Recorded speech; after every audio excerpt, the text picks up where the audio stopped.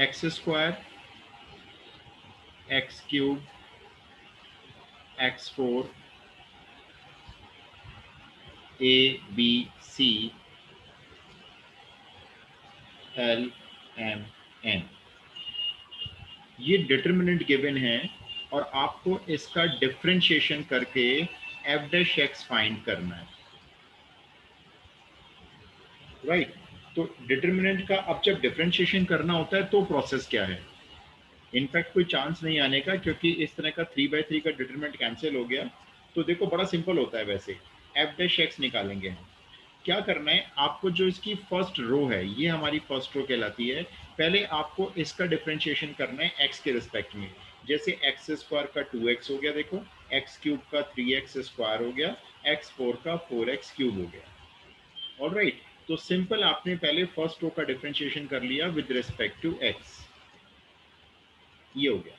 और बाकी की दो रो का क्या करना है, उनको अभी सेम रखना है, A B C L M and N. ये डिटर्मिनेंट आपका पहला आ गया, प्लस अब दूसरा। अब दूसरे में क्या होगा, अब फर्स्ट रो का डिफरेंशिएशन नहीं करेंगे, फर्स्ट रो का तो कर दिया, अब हम करेंगे सेकंड रो का डिफरेंशिएशन। तो फर्स्ट रो को सेम लिख लो, x cube x square x cube x four, देखो सेम लिख लिया। अब ए बी सी का डिफरेंशिएशन करेंगे इस वाली रो का, विद रिस्पेक्ट टू एक्स करोगे तो ए का 0, बी का 0, सी का 0, थर्ड रो आपकी सेम रहेगी। इसी तरह से प्लस एक और बनाएंगे और इसमें अब आप थर्ड वाली रो का डिफरेंशिएशन कर दोगे। थर्ड वाली रो का डिफरेंशिएशन करोगे तो ये आ जाएगा, देखो ये मैं पहले डिटरमिनेंट बना लेता हूँ। अब फर्स्ट रो सेम रहेगी जो थी, x square x cube x four, second row भी सेम रहेगी ए बी सी, अब थर्ड रो आपकी 0 हो जाएगी ये। तो इन तीन डिटरमिनेंट का जो सम होगा वो आपका एफ डैश एक्स होगा। अब देखो फर्स्ट डिटरमिनेंट को तो मैंने सेम लिख दिया, कुछ नहीं किया, 2x 3x square 4x cube, मुझे इसकी वैल्यू नहीं मालूम, मलाई मेरे को निकालने को दी जाएगी, मैं ऐसे ही छोड़ दूंगा इसको इन केस अगर आता है तो।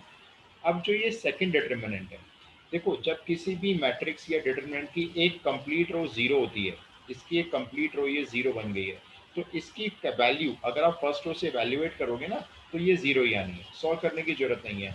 इसकी भी एक कंप्लीट रो 0 बन गई है, देखो जब एक कंप्लीट रो 0 हो जाती है तो ये डिटरमिनेंट भी आपका 0 हो गया। तो आपका जो पहला वाला डिटरमिनेंट है यही आपका आंसर है। आप चाहो तो इन 0 को हटा दो, लिखने की जरूरत भी क्या है, हटा दो इनको। तो बस ये एक छोटी सी बात रह गई थी कि अगर हमारे को कोई डिटर्मिनेंट दे दिया जाए और उसका डिफरेंशिएशन करवाना है तो उसका डिफरेंशिएशन कैसे करना है, पहले रो 1 का करेंगे, बाकी की दो रो को सेम रखेंगे, फिर प्लस लगाएंगे, एक और डिटर्मिनेंट आएगा, फिर हम दूसरी रो का करेंगे और फर्स्ट और थर्ड रो को सेम रखेंगे, फिर प्लस लगाएंगे।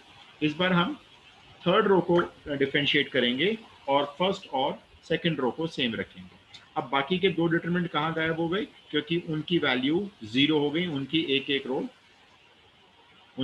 रो क्योंकि कंप्लीट 0 हो गई थी, राइट।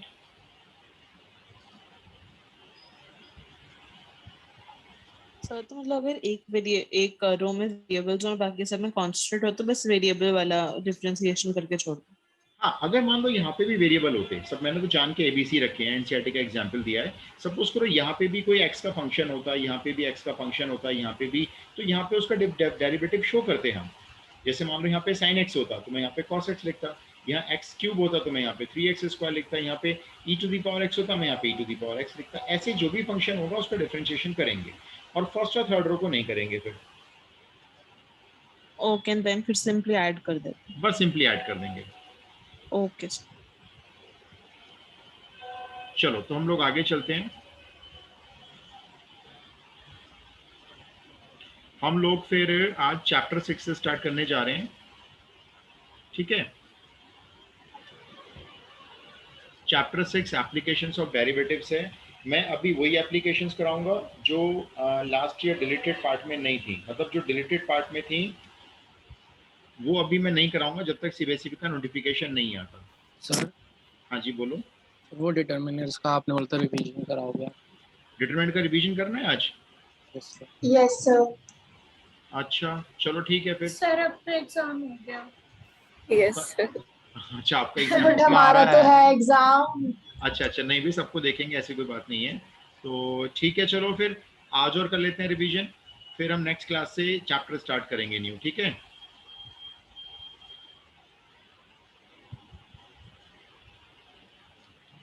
क्योंकि इन एग्जाम की ना कोई इंपॉर्टेंस है नहीं फिर भी, लेकिन चलो कोई बात नहीं, इन एग्जाम के बहाने हम लोग कम से कम थोड़ा सा पीछे का देख तो लेते हैं,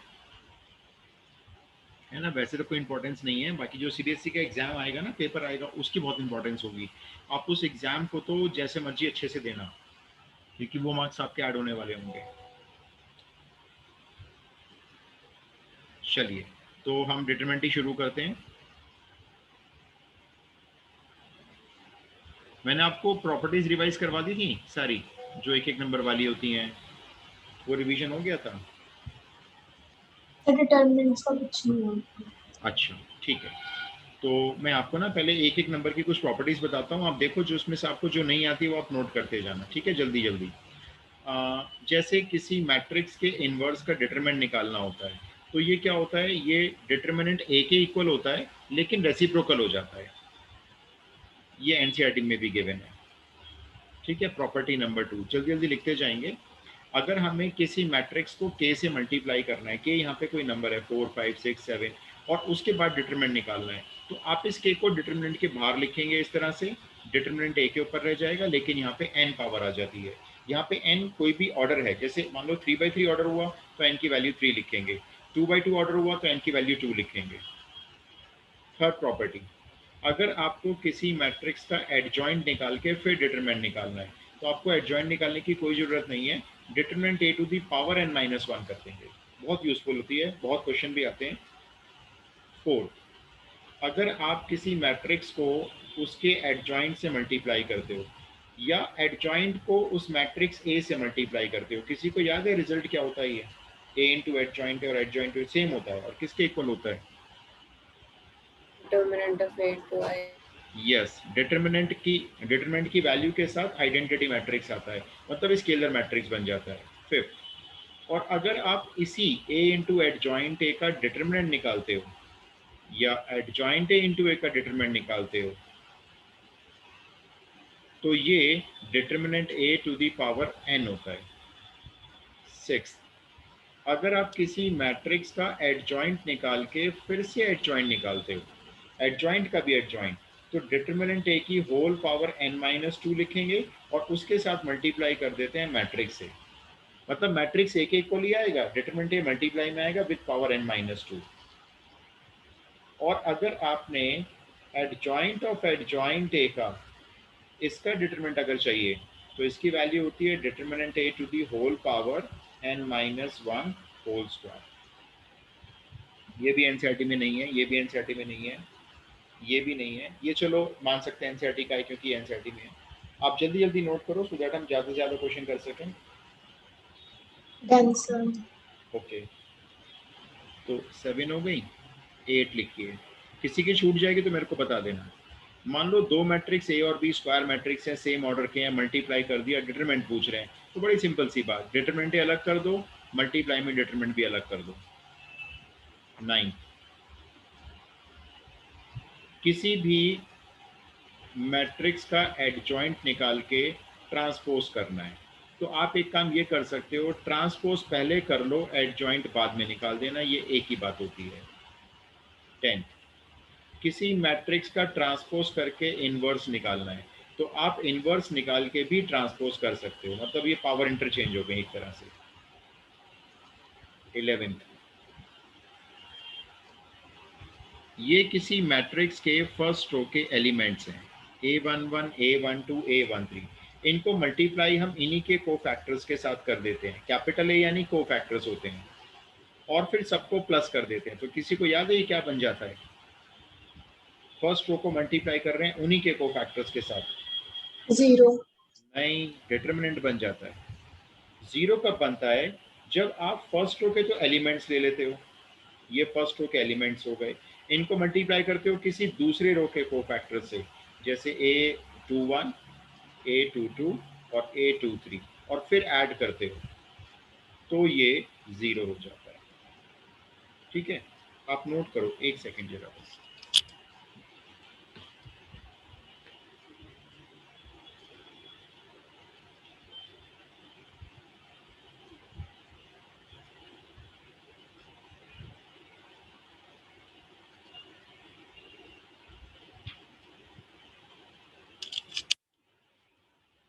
नोट कर लिया? Yes sir. Yes, sir. Yes, sir. ठीक है, आगे लिखते हैं। अगर आप एडजॉइंट निकालते हो ए और बी मैट्रिक्स को मल्टीप्लाई करके एडजॉइंट निकालते हो, तो यहाँ पर आप एडजॉइंट को अलग अलग कैलकुलेट कर सकते हो, लेकिन रिवर्स हो जाता है। एडजॉइंट बी पहले आएगा मल्टीप्लाई में और एडजॉइंट ए बाद में आएगा। रिवर्सल लॉ जिसको बोलते हैं। इसी तरह से रिवर्सल लॉ इनवर्स पे भी अप्लाई होता है। ए बी को मल्टीप्लाई करके इनवर्स निकालना है तो आप ऐसे भी कर सकते हो, B inverse into A inverse, ये भी रिवर्सल लॉ कहलाता है। और रिवर्सल लॉ ट्रांसपोज पे भी आता है। देखो, अगर आपने दो मैट्रिक्स को मल्टीप्लाई करके ट्रांसपोज करना है तो आप ट्रांसपोज अलग अलग कर सकते हो मल्टीप्लाई, लेकिन रिवर्स हो जाता है। ठीक है, 3 जगह रिवर्सल लॉ लग गया। 16, किसी मैट्रिक्स का डिटरमिनेंट और उसके ट्रांसपोज का डिटरमिनेंट हमेशा सेम होता है।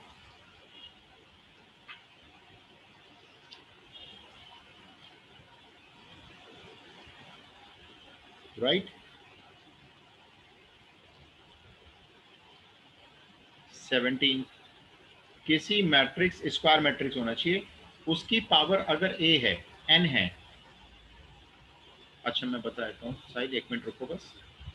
अगर किसी मैट्रिक्स के ऊपर n पावर रेस की हुई है, स्क्वायर है, क्यूब है, और आपसे कहते हैं अब इसका डिटरमिनेंट निकालो, तो आप ये भी कर सकते हैं, डिटरमिनेंट निकाल लो पहले, पावर n बाद में रेस कर लेंगे। 7th वाली प्रॉपर्टी का मैं एक एग्जांपल देता हूँ। रुको, मैं अभी ना सबके एक एक दो क्वेश्चन सबके कराता हूँ, पहले आप नोट कर लो बस एक बार। Done, sir. अच्छा, सिंगुलर मैट्रिक्स याद है ना? सिंगुलर मैट्रिक्स ये लिखवाया था ना लास्ट क्लास में मैंने, सिंगुलर मैट्रिक्स के बारे में। चलो लिख लेते हैं दोबारा से। Determinant 0. यस, कोई भी मैट्रिक्स अगर बोला जाता है सिंगुलर है,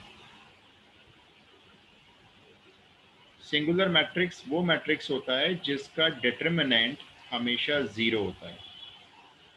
इसका भी क्वेश्चन फ्रीक्वेंट पूछ लेते हैं। ये प्रॉपर्टी पता है इंपॉर्टेंट क्यों है? क्योंकि जो सीबीएसई पेपर भेजने वाली है उसमें एक एक नंबर के क्वेश्चन होंगे सारे एमसीक्यू, तो उसमें ये प्रॉपर्टी आपको अच्छे से याद होनी चाहिए।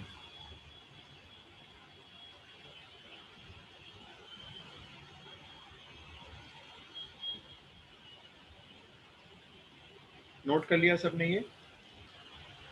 Yes, sir. चलिए यस सर। हम स्टार्ट करते हैं। मैं जल्दी जल्दी क्वेश्चन, आपको बहुत स्पीड से क्वेश्चंस करने हैं, ठीक है? छोटे छोटे क्वेश्चंस होंगे। जैसे ये आपके सामने एक मैट्रिक्स है, ये एक डायगोनल मैट्रिक्स है, 2 0 0 0 3 0 0 0 2, ये एक डायगोनल मैट्रिक्स हो गया, ठीक है? और आपको इसमें फाइंड करना है, साहिल मैं यही एग्जाम्पल दे रहा हूँ, देखो 7th क्वेश्चन वाला। एडजॉइंट ऑफ एडजॉइंट ए का डिटरमिनेंट चाहिए, ये 1 मार्क क्वेश्चन है। एक मैं सॉल्व करवाता हूँ आप सबको समझाने के लिए। मान लो मैं एग्जाम में इसको सॉल्व कर रहा हूँ और एमसीक्यू बेस्ड क्वेश्चन नहीं है, तो पहले मैं टीचर को अपनी प्रॉपर्टी बताऊंगा जो मुझे याद है। एडजॉइंट ऑफ एडजॉइंट ए का जो डिटरमिनेंट होता है ना, ये होता है determinant A to the whole power n-1 का होल स्क्वायर। अब हम देखेंगे डिटरमिनेंट क्या है। अच्छा बताओ, डायगोनल मैट्रिक्स का डिटरमिनेंट कैसे निकालते हो आप लोग? ये डायगोनल मैट्रिक्स है, 2 into 3 into 2. यस, ये डायगोनल के एलिमेंट्स को आपस में मल्टीप्लाई कर देते हैं, तो 2 इंटू 3 इंटू 2 ये 12 हो गया। एन हमें दिखाई दे रहा है, 3/3 का ऑर्डर है, तो 3 - 1 करेंगे 2 हो गया, 2 का स्क्वायर करेंगे 4 हो गया, ये आंसर हो गया 12 raised to the power 4। N कितना लिया है मैंने आपको फिर से बता देता हूँ, 3/3 का ऑर्डर है तो एन की वैल्यू मैंने 3 ली, 3 में से 1 माइनस किया, 2 किया, 2 का स्क्वायर किया, पावर 4 आ गई और डिटरमिनेंट 12 हो गया। मैंने इसको ऐसे ही छोड़ दिया answer. Got it? Yes sir. Yes, sir. चलिए अब आप फटाफट से क्वेश्चन करते चले जाइए, मैं देता चला जाता हूँ आपको। सेकंड क्वेश्चन है, एक मैट्रिक्स गिवन है 2/2 में, 1 2 3 - 1।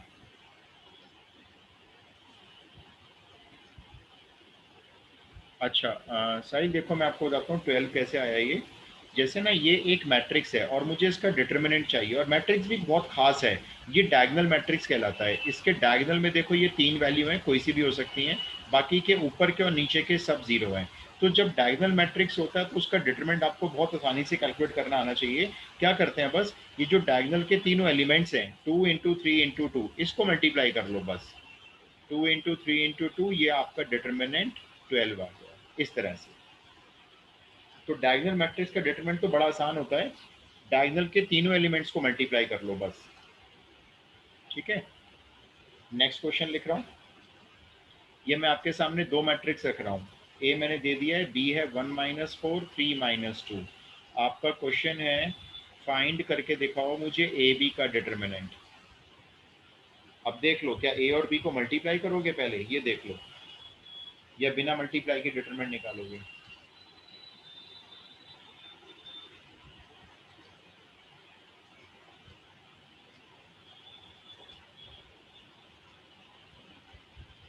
जल्दी भाई,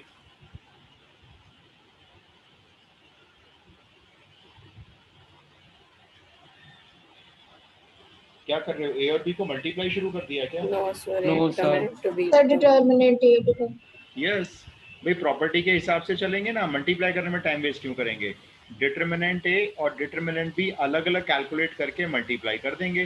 डिटरमिनेंट ए कितना आएगा देखो, 1 इंटू -1 -1, फिर माइनस लगाओ बीच में, 3 इंटू 2 6, तो ये तो आ रहा है -7, -90. और ये कितना आ रहा है -2, 14. और +12, ये 10 आ रहा है। तो फाइनल आंसर हो गया आपका -70, that's all.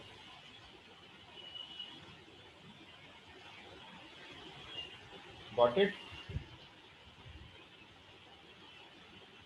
Yes, sir. Next question लिखो। ए मैट्रिक्स है, स्क्वायर मैट्रिक्स है, मैं फिलहाल अभी लिख देता हूँ, आगे से ना आप स्क्वायर मैट्रिक्स मान के चलना नेक्स्ट क्वेश्चन से। ए एक स्क्वायर मैट्रिक्स है, ऑर्डर इसका 3 इंटू 3 दिया हुआ है, ठीक है, और इसका जो डिटर्मिनेंट दिया हुआ है इसकी वैल्यू 2 दी हुई है। आपको निकालना है 3 टाइम्स ऑफ एडजॉइंट ए का डिटर्मिनेंट। ये जरा मुझे सॉल्व करके दे दो 1 मार्क के हिसाब से।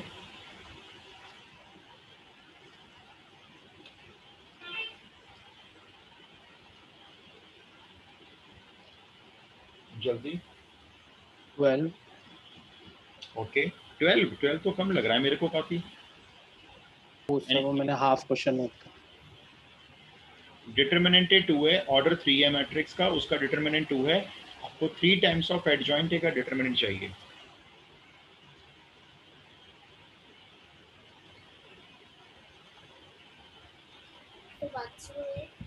वन 108.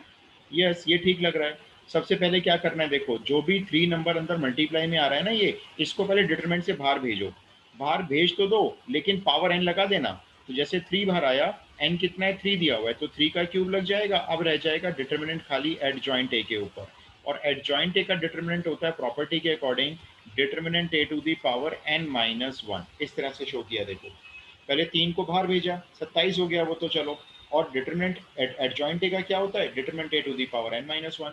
डिटरमिनेंट आपको 2 दिया हुआ है, तो 2 की पावर 2 करेंगे तो भाई ये 4 हो जाएगा, 27 इंटू 4 करेंगे तो आंसर हो गया 108। खत्म क्वेश्चन।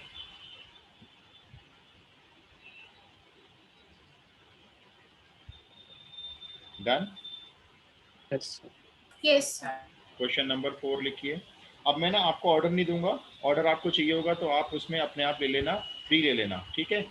नेक्स्ट क्वेश्चन है, determinant of A inverse equal to determinant of A to the power के दिया हुआ है, आप मुझे के बता दो। 2017 का क्वेश्चन है। Determinant of A -1. करेक्ट है, वैल्यू आया सबको सही में, छोटा सा ये -1 वैल्यू है। Yes, sir. अच्छा ये बताओ, ए इनवर्स का डिटरमिनेंट क्या होता है? ए इनवर्स का Determinant determinant One of hour. A. Determinant. 1 upon determinant A होता है ना, और इक्वल टू चल रहा है determinant A to the power के। अब इस So वरना से डिटरमिनेंट determinant A का inverse लिख सकते हैं. इसको ना, पहले वाले को, Yes, sir. हाँ एक ही बात है, इसको डिटरमिनेंट ए की पावर -1 लिख दो, ये वही आ गया देखो। Determinant A to the power -1 equal to determinant A to the power के चल रहा है, तो कंपेयर करने पर आपको नजर आ रहा है के की वैल्यू -1 हो गई। Done. Yes, sir. Next question Yes. करते चले जाओ फटाफट से। हाँ, एक मैट्रिक्स दिया हुआ है, नोट करो। मैट्रिक्स की फर्स्ट रो में है 5 minus x, x plus 1। Second row में है 2 4। ये मैट्रिक्स सिंगुलर है। आप मुझे एक्स बता दो क्या है। मैट्रिक्स लेकिन सिंगुलर दिया हुआ है।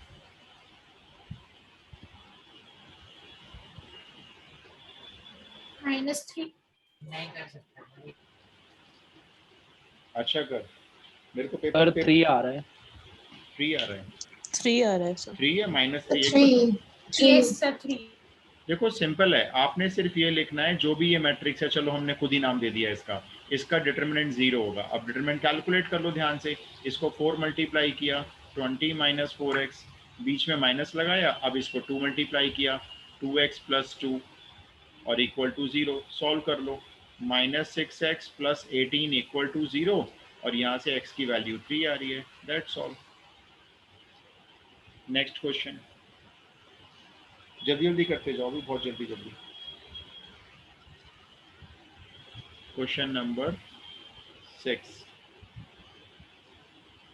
डिटरमिनेंट ए की वैल्यू 5 दी हुई है, ठीक है। आपको निकालना है, ऑर्डर 3 ले लेना अपने आप, 2 times of A inverse into adjoint A का determinant. 2 times of A inverse into adjoint A का डिटरमिनेंट।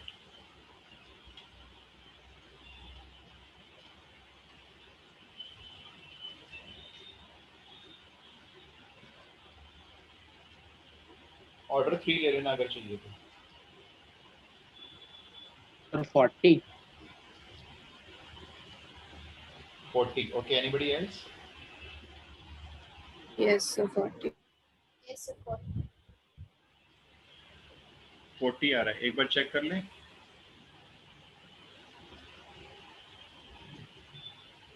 अच्छा ये वाला मैं भी बताता हूँ, वर्दी वाला क्वेश्चन। हाँ ठीक है, देखो आपने क्या किया, पहले तो 2 को बाहर निकाला होगा, तो 2 raise to the power cube हो गया। डिटरमिनेंट ऑफ ए इनवर्स अलग हो गया, डिटरमिनेंट ऑफ एडजॉइंट ए अलग हो गया। अब 2 क्यूब तो ऐसे ही रहेगा, अब इसको सॉल्व कर लेंगे। डिटरमिनेंट ऑफ ए इनवर्स बन गया 1 अपॉन डिटरमिनेंट ए, और एडजॉइंट ए का डिटरमिनेंट होता है determinant A to the power n-1। बस इसको सिंप्लीफाई करते हैं। ये 8 हो गया, ये 1/5 हो गया, और ये 5 का स्क्वायर 25 हो गया। 5 से 25 कैंसिल 5 टाइम्स, आंसर हो गया 40।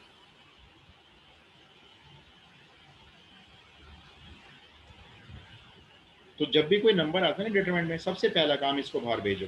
उसके बाद देखो 2 मैट्रिक्स बचे हैं तो दोनों का डिटरमिनेंट अलग अलग कर दो।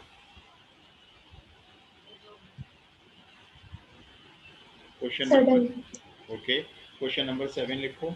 इसमें ऑर्डर वही 3 ले लेना अगर आपको चाहिए तो। डिटरमिनेंट ए की वैल्यू 2 गिवन है, आपको फाइंड करना है माइनस ऑफ ए ट्रांसपोज का डिटरमिनेंट। 2020 का क्वेश्चन है।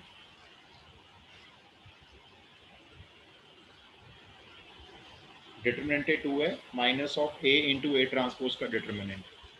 ऑर्डर अगर चाहिए तो 3 ले लेना। -4.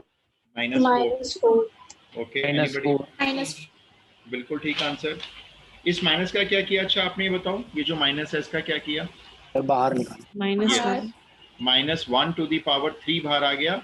अब इन दोनों का डिटरमिनेंट अलग अलग रह गया है ना, और डिटरमिनेंट ए और डिटरमिनेंट ए ट्रांसपोज हमेशा सेम होता है, तो ये -1 into 2 into 2 is equals to -4। बिल्कुल ठीक बताया आपने आंसर। नेक्स्ट क्वेश्चन लिखो।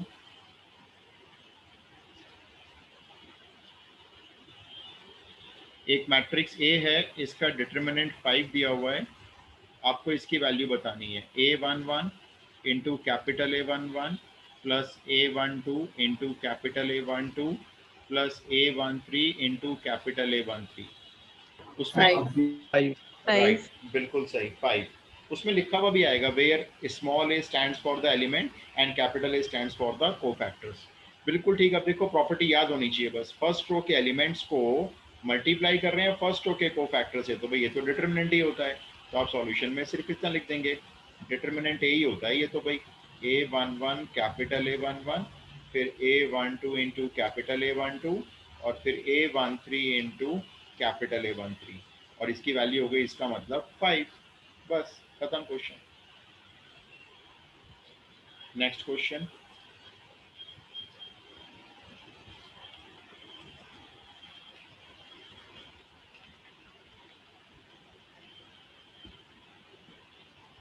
दो मैट्रिक्स हैं ए और बी, दोनों को मल्टीप्लाई किया, स्क्वायर मैट्रिक्स हैं, ठीक है, सेम ऑर्डर 3 है दोनों का, दोनों को मल्टीप्लाई करके आंसर आता है 2 इंटू आइडेंटिटी मैट्रिक्स, ये दिया हुआ है, और डिटर्मिनेंट ए की वैल्यू 2 दी हुई है। आपको पूछी जा रही है डिटर्मिनेंट बी की वैल्यू, निकाल दीजिए।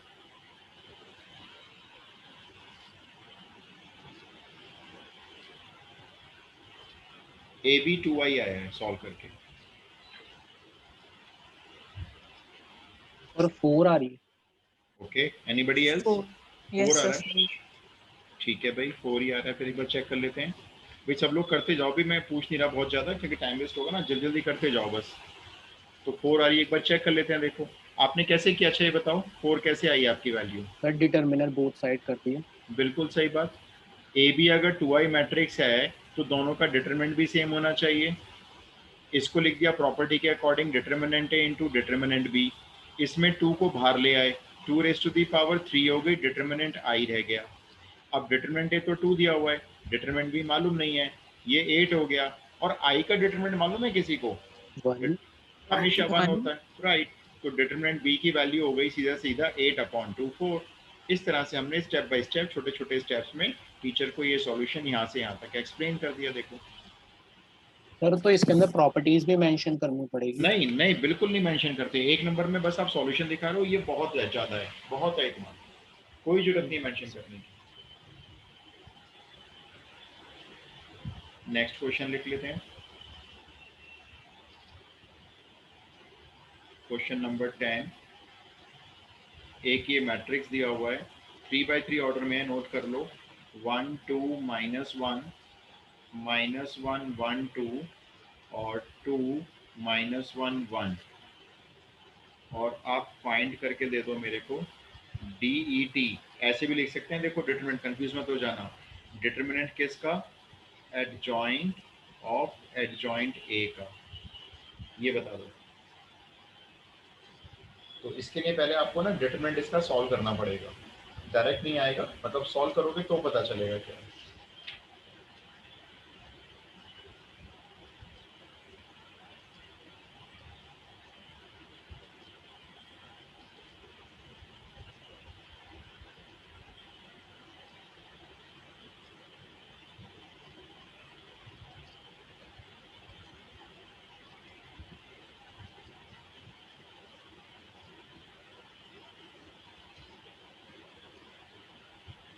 तो पहले डिटरमिनेंट कैलकुलेट कर देना।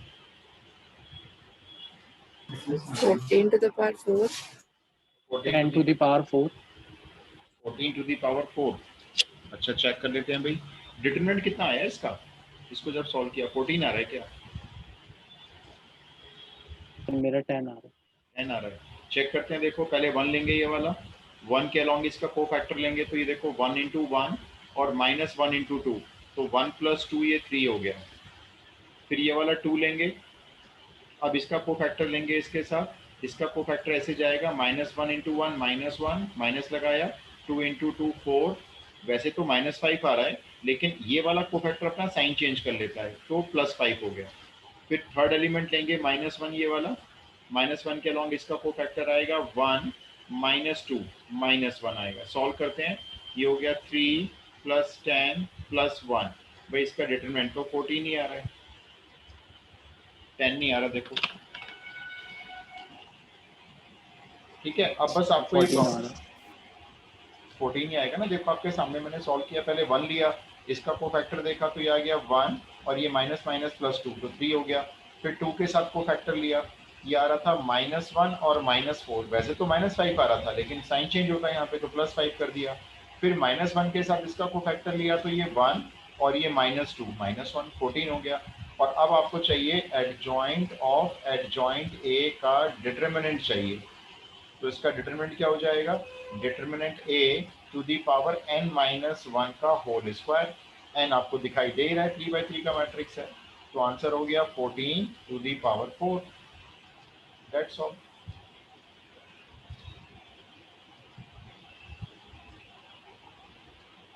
नहीं आया समझ में? Yes sir. Okay. Yes, sir. चलो नेक्स्ट ले लो। Question number 11।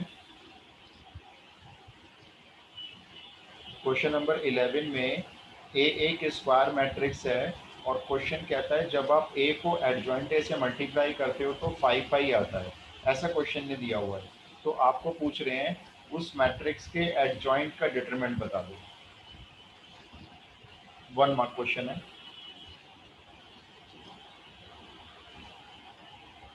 तो ऑर्डर 3 है। हाँ ऑर्डर 3 लेके चलो। 25. क्या आंसर आ रहा है? 25. 25। Okay, anybody else?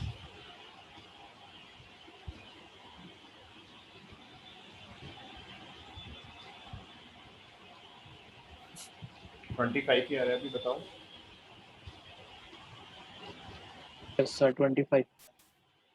ठीक है, ये आज KPS के एग्जाम में क्वेश्चन था, ये वाला मैंने ही बनाया था पेपर, उसमें डाला था। देखो ए इंटू एडजॉइंट ए क्या होता है, प्रॉपर्टी याद होनी चाहिए खाली।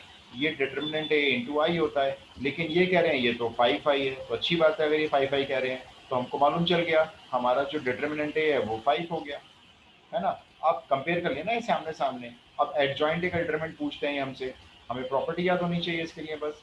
एडजॉइंट ए का डिटरमिनेंट होता है determinant A to the power n-1। तो डिटरमिनेंट ए 5 हो गया, n मैंने आपको बोल ही दिया 3 लेना है, तो 3 - 1 is 2, 5 स्क्वायर, आंसर 25। खत्म। बस ये प्रॉपर्टी अगर याद है तो देखो सेकंड का क्वेश्चन है, ए इंटू एडजॉइंट ए या adjoint A into A, determinant A into I होता है, बस इतना किया। और जो गिवन है उसमें डिटर्मिनर बोथ साइड करके कर सकते हैं। हाँ एक ही बात है। देखो ऐसे करना है ना, इसको ऐसे कर लो। देखो आपने कहा हम डिटरमिनेंट दोनों साइड लगा लेते हैं, बिल्कुल लगा सकते हैं। ये ऐसे लगा दिया, चलो ठीक है। अब a इंटू एडजॉइंट ए का डिटरमिनेंट होता है determinant a to the power n। ये मैंने आपको दिखाई ना प्रॉपर्टी, ये a क्यूब हो गया इसलिए, और इधर हो गया 5 cube into determinant i, right. अब a क्यूब का डिटरमिनेंट हो गया, इधर 5 क्यूब का डिटरमिनेंट, तो डिटरमिनेंट ऐसे 5 आ गया। ऐसे कर लो आप, तो भी 5 ही आया, देखो। यस। चलो नेक्स्ट क्वेश्चन देखो। 12th क्वेश्चन है। ये एक मैट्रिक्स दिया हुआ है, 3 by 3 का मैट्रिक्स है, नोट कर लो आप। 2 - 3 5 फर्स्ट रो, 6 0 4 सेकेंड रो, और थर्ड रो 1 5 - 7। आप मुझे ये वैल्यू फाइंड करके दे दो जल्दी से। Small a32 multiply capital A32। Small A यानी एलिमेंट है और कैपिटल है उसका कोफैक्टर है, ये वैल्यू फाइंड करके दे दो आप मुझे।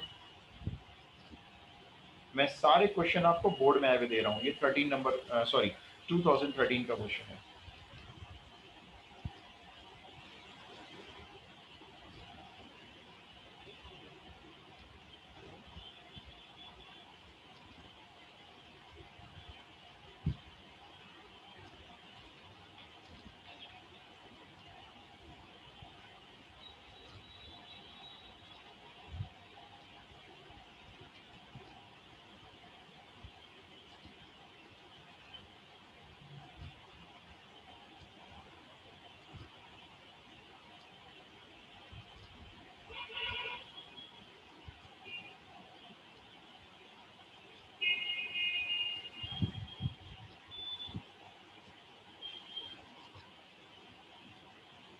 तो 110 आ रहा है। ओके मैं चेक कर लेता हूँ, और कोई आंसर?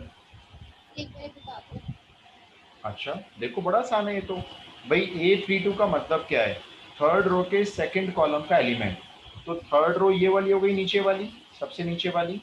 इसका सेकंड कॉलम में आ जाओ तो ये सेकंड कॉलम हो गया, ये वाला।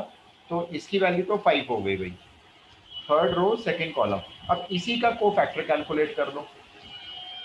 इसका कोफैक्टर कैलकुलेट कैसे होगा, यही वाली रो, हमेशा आंसर यही आ रहा है, यही वाली रो और ये वाला कॉलम एलिमिनेट करो। तो 2 मल्टीप्लाई होगा 4 से 8 हो गया, माइनस लगा दो।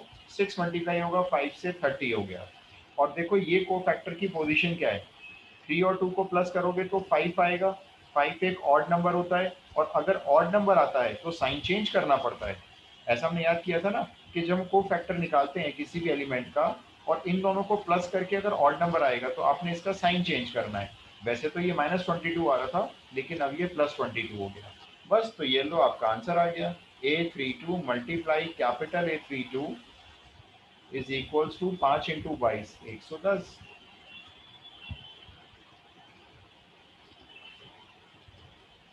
Got it?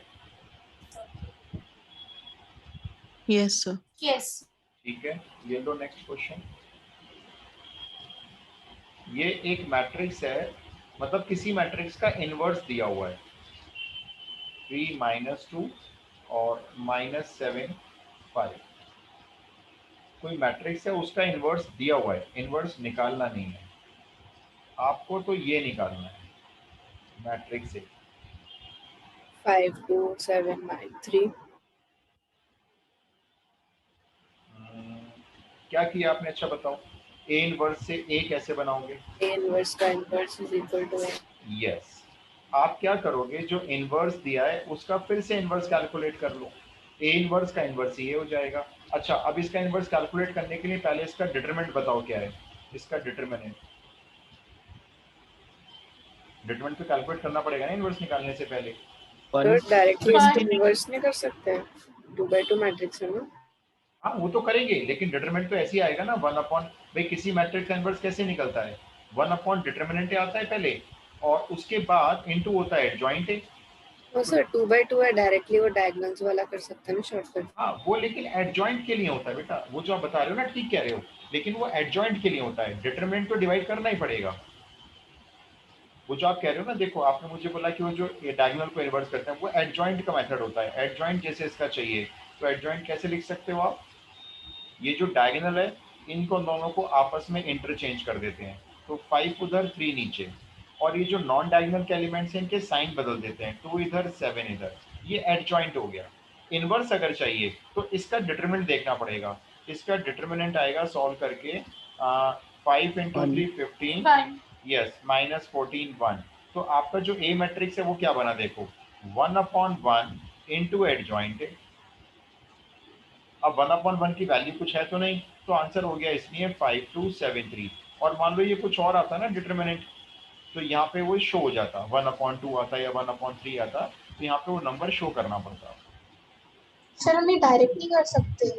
डायरेक्ट ही किया है मैंने, देखो इसको निकालने की भी जरूरत नहीं है, ये साइड में मैंने ही निकाला मैंने, समझो डायरेक्ट ही लिखो आप ये आंसर, 1 मार्क में क्वेश्चन है, क्योंकि आपने बस इतना बता दिया टीचर को ए निकालने के लिए इस ए इनवर्स का इनवर्स निकालना है बस, तो इसका डिटरमिनेंट निकाल दिया, वो बना रहा है, तो 1/1 लिख दिया और इसका एडजॉइंट साथ में उतार दिया, ये आंसर हो गया। डायरेक्ट ही किया है मतलब। अच्छा साइड, इसका पीछे वाला क्वेश्चन देख लो। देखो ये जो होता है ना स्मॉल लेटर, ये स्मॉल लेटर जब रिप्रेजेंट करता है तो ये इस एलिमेंट को रिप्रेजेंट करता है, इनमें से कोई एक है। तो A32 का मीनिंग हो गया तीसरी रो का दूसरे कॉलम का एलिमेंट, तो थर्ड रो सबसे नीचे वाली और बीच वाला दूसरा कॉलम है, यहाँ पर दोनों मिलते हैं तो 5 आ रहा है, इसकी वैल्यू 5 हो गई। अब कैपिटल A32 इसी का को फैक्टर है, कैसे निकलेगा, ये वाली रो हटा दो और ये वाला कॉलम हटा दो, ये हटा दिया, 2 को मल्टीप्लाई 4 से करो 8, माइनस लगाओ, 6 को मल्टीप्लाई 5 से करो 30, वैसे तो आ रहा है ये -22, लेकिन इस को फैक्टर की जो पोजीशन है ये ऑड है।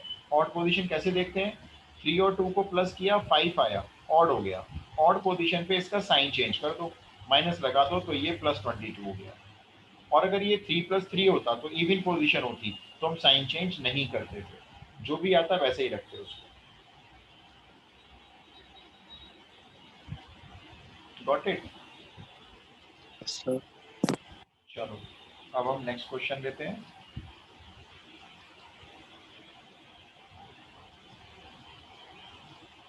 नेक्स्ट क्वेश्चन है, ये एक मैट्रिक्स दिया हुआ है 2x2 में, ABCD, एक बी मैट्रिक्स दिया हुआ है, ये भी 2x2 में है, 1 0 0 1। आपको फाइंड करना है एडजॉइंट ऑफ AB। ए और बी को मल्टीप्लाई करके उसका एडजॉइंट फाइंड करना है। कर दो, 1 मार्क क्वेश्चन है, 2010 का क्वेश्चन है। सर तो इसमें पहले मल्टीप्लाई करना ही पड़ेगा ना? आप प्रॉपर्टी भी लगा सकते हो। देखो ये रही एडजॉइंट ऑफ ए बी निकालने के लिए ना आप ऐसे भी कर सकते हो, reversal law, adjoint B into adjoint A. मैं दिखाया ओ ओके, यस सर। ये कोई ये वाली 13 नंबर प्रॉपर्टी भी लगा सकते हो, adjoint of A B equal to adjoint B to adjoint A. अब आप देखो कि मल्टीप्लाई करके एडजॉइंट निकालना आसान रहेगा या एडजॉइंट निकालने और फिर बाद में मल्टीप्लाई करें, ये आप देखो अपने आप क्या करें। तो मल्टीप्लाई करके एडजॉइंट, क्योंकि वो आइडेंटिटी मैट्रिक्स ही है अभी। और क्या, ए और बी को मल्टीप्लाई करने की जरूरत ही नहीं पड़ेगी भाई। अगर ए और बी को मल्टीप्लाई करना है ना, ये तो आइडेंटिटी है, ए ही आ जाएगा आपका, ये लो हो गया मल्टीप्लाई। क्योंकि जो दूसरा वाला मैट्रिक्स है वो तो आइडेंटिटी है, तो जब आइडेंटिटी को ए से मल्टीप्लाई कर रहे हो तो सीधा ए लिख दो। अब इसका एडजॉइंट लिख दो, लो क्वेश्चन खत्म करो। बोलना इसका एडजॉइंट डायरेक्ट कैसे बोलोगे? Minus D, sorry D minus B minus A. Minus B A minus B minus C A. A, right. Diagonal के एलिमेंट्स को इंटरचेंज करना है और नॉन डायगोनल के एलिमेंट्स के साइन चेंज करने हैं। लो ये आंसर हो गया। हमने क्या ठीक समझा? हमने ये ठीक समझा भाई इन दोनों को मल्टीप्लाई कर लिया जाए, उसके बाद एडजॉइंट निकाला जाए। तो हमने बस मल्टीप्लाई कर लिया क्योंकि ये तो आइडेंटिटी था। आ जाओ नेक्स्ट क्वेश्चन में।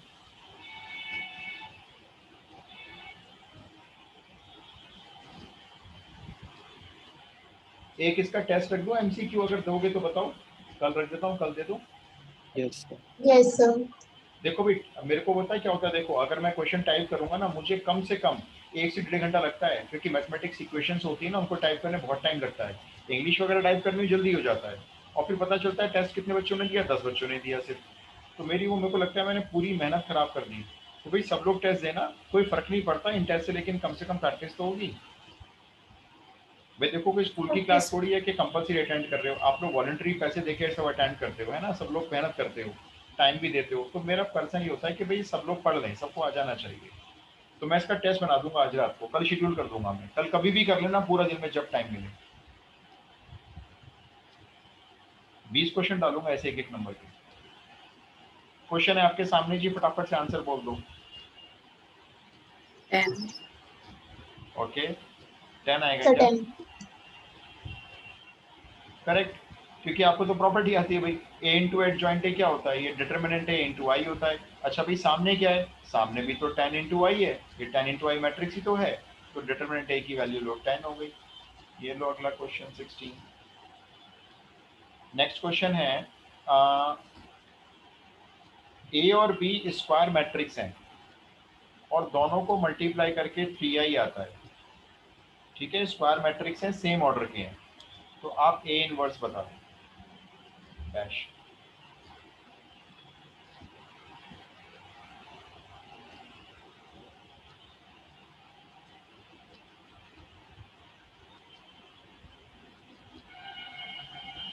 One upon 3b। 1/3 times of b. Okay, anybody else?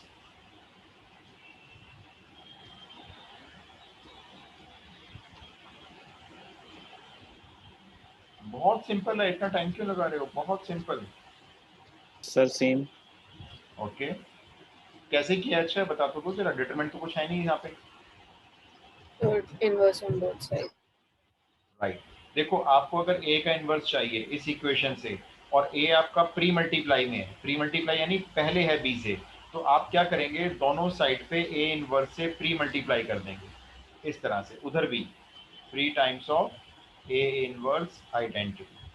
Right, अब ए इनवर्स इंटू ए को दिखा देंगे, ये आइडेंटिटी मैट्रिक्स बन गया, इंटू बी, इधर रह जाएगा 3, ए इनवर्स इंटू आई इधर बन जाएगा ए इनवर्स, और आइडेंटिटी इंटू बी को बी लिख लेंगे, इस वाले 3 को 1/3 बना के बी के पास भेजेंगे, और ये हो गया आपका ए इनवर्स। इस तरह से आपने स्टेप बाय स्टेप छोटे छोटे स्टेप शो करके ये आपका ए इनवर्स मैट्रिक्स हो गया, मतलब बी मैट्रिक्स का 1/3 आपका ए इनवर्स होगा।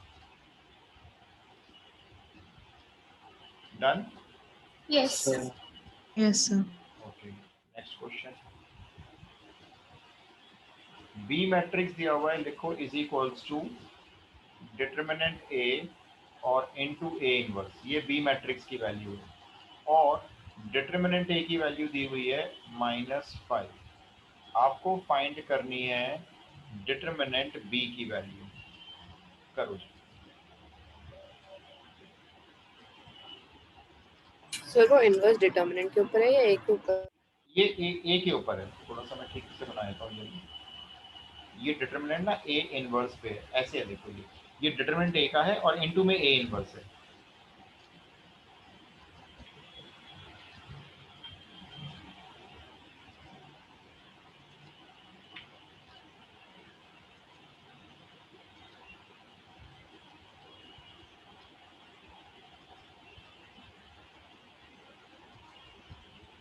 One. So -1. Okay, anybody else? जब 3-4 आंसर आएंगे तब मेरा बताओ। 1 है। आपका 1 है, ओके।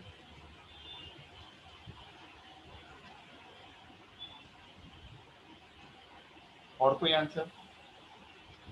ऑर्डर 3 है ना? हाँ, ऑर्डर 3 ले लो आप। ऑर्डर अगर मैंने पहले कहा था, अगर मेंशन नहीं है तो आप 3 मान के चलना। वैसे एग्जाम में लिखा हुआ आएगा, बेफिक्र रहो। अभी फिलहाल के लिए 3 ले लो। नोबडी? No, sir. सर मेरा 25 है। 25 इज द राइट आंसर। अब देखो कैसे, हमने बी मैट्रिक्स का डिटरमिनेंट लगा दिया, इधर भी मैंने determinant A into A inverse के ऊपर डिटरमिनेंट लगा दिया, ठीक है। डिटरमिनेंट ए की वैल्यू पुट कर दी, -5 रह गया ए इनवर्स, उसके साथ में होल डिटरमिनेंट चलने दिया। -5 को बाहर निकाला, जैसे ही -5 बाहर आया उसके ऊपर पावर 3 आ गई। अब रह गया आपके पास ए इनवर्स का डिटरमिनेंट। -5 का क्यूब मैंने सॉल्व कर दिया 125। अब आप बस मुझे ये बता दो, मल्टीप्लाई में ए इनवर्स का डिटरमिनेंट कैसे निकलता है? इसको ए By determinant inverse determinant 1 upon. ये लो 1 अपॉन डिटरमिनेंट है। अब इसकी वैल्यू पुट कर लो इसके अंदर, -125 इंटू 1 अपॉन -5, तो इसको डिवाइड कर लो, ये आंसर हो गया 25। खत्म।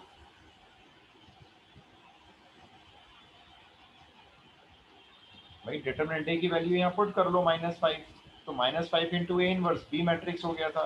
दोनों साइड का डिटरमिनेंट लगाया और सॉल्व कर दिया, बस आ गया डिटरमिनेंट भी।